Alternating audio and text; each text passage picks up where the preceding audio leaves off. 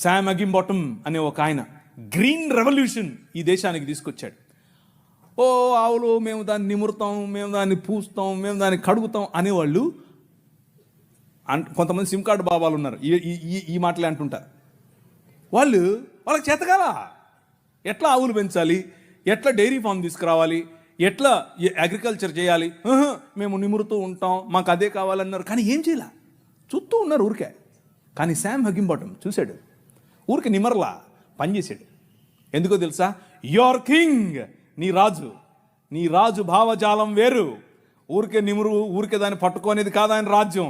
ఆయన రాజ్యం దాని ద్వారా అనేకులకు ఉపాధి, దాని ద్వారా అనేక కుటుంబాలు బాగుపడాలి, అనేక కుటుంబాలు నూతనపరచబడాలి. ఆయన 21వ అధ్యాయం ప్రకటన గ్రంథం 3, 4, 5 వచనాల్లో సింహాసనాసీనుడైన వాడు ఈ విధముగా సెలవిచ్చుచున్నాడు, ఇదిగో నేను సమస్తమును నూతనపరచుచున్నాను, క్రొత్త ఆకాశము క్రొత్త భూమిగా తయారు చేసి